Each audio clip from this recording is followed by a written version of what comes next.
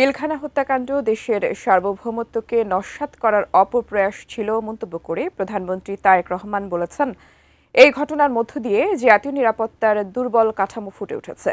জাতীয় শহীদ সেনা দিবসের মতবিনিময় সভায় দেশের নিরাপত্তা আরও আধুনিক ও শক্তিশালী করা দরকার বলেও মনে করেন প্রধানমন্ত্রী। আসসালামু আলাইকুম ওয়া রাহমাতুল্লাহ। জাতীয় শহীদ সেনা দিবস 2009 সালের এই দিনে পিলখানায় তৎকালীন বিডিআর হত্যাকাণ্ডে 57 জন সেনা অফিসার সহ শহীদ হন 74 জন। শহীদ সেনাদের স্মরণে ঢাকা সেনানিবাসের আর্মি মাল্টিপারপাস হলে আয়োজন করা হয় মতবিনিময় সভার। সফলভাবে ওই সংকটের সেখানে দিবসটিকে সি ক্যাটাগরি থেকে এ ক্যাটাগরি করা এবং 57 জন সেনা কর্মকর্তাকে শহীদ হিসেবে অন্তর্ভুক্ত করে গেজেট প্রকাশের দাবি জানান তাদের পরিবারের সদস্যরা। একই সাথে বিডিআর হত্যাকাণ্ডে গঠিত স্বাধীন তদন্ত কমিশনের প্রতিবেদন প্রকাশ করা ছাড়াও এই ঘটনার সঠিক বিচারের দাবি তাদের।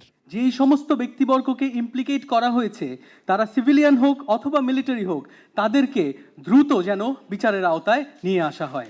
আবেদন করছি এই 57 অফিসারের নাম যেন গ্যাজেট আকারে শহীদ হিসেবে গ্যাজেট আকারে বেরোনো হয়। মতবিনিময় সভায় স্বাধীন তদন্ত কমিশনের রিপোর্টের গ্রহণযোগ্য অংশ প্রকাশ করা যেতে পারে জানিয়ে স্বরাষ্ট্রমন্ত্রী সালাউদ্দিন আহমেদ শহীদ সেনা পরিবারের সদস্যদের দাবি বিবেচনার জন্য প্রধানমন্ত্রীকে অনুরোধ জানান।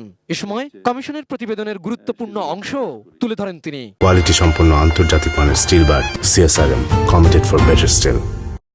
রাজনৈতিক সংগঠন হিসেবে আওয়ামী লীগের শীর্ষ নেতৃত্বরাই এই ষড়যন্ত্রের সাথে লিপ্ত ছিল। দেশের স্বাধীনতা ও সার্বভৌমত্ব বিরোধী এহেন কাজের জন্য দল হিসেবে আওয়ামী লীগের বিরুদ্ধে আইনানুগ ব্যবস্থা গ্রহণ করতে হবে। প্রথমবারের মতো প্রধানমন্ত্রীর নির্দেশে জাতীয় শহীদ সেনা দিবস পালিত হচ্ছে জানিয়ে অনুষ্ঠানে সেনাপ্রধান বলেন, দেশের স্বাধীনতা সার্বভৌমত্ব অক্ষুণ্ণ রাখতে কাজ করছে সেনাবাহিনী, বিজিবি। ঐক্যবদ্ধভাবে দেশকে এগিয়ে নেওয়ার আহ্বান তার। জাতীয় জীবনে যেন 2009 সালের 25 ফেব্রুয়ারির মতো কোনো ঘটনা পুনরাবৃত্তি না হয়, এজন্য আমরা বদ্ধপরিকর।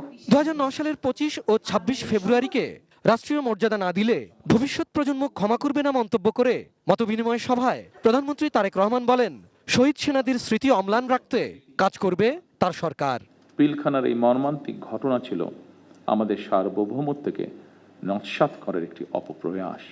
পিলখানার ঘটনার পরিক্রমায় আমাদের জাতীয় নিরাপত্তার কাঠামোর দুর্বলতা ফুটে উঠেছে। তাই বহির্বিশ্বের সাথে তাল মিলিয়ে জাতীয় নিরাপত্তার কাঠামোকে আরও আধুনিক, সময় উপযোগী এবং শক্তিশালী করা প্রয়োজন অবশ্যই। পরে শহীদ সেনা পরিবারের সদস্যদের সাথে ইফতার করেন প্রধানমন্ত্রী তারেক রহমান এবং তার স্ত্রী doctor Zubaida Rahman. Abul Kalam Azad, ATN news, Dhaka.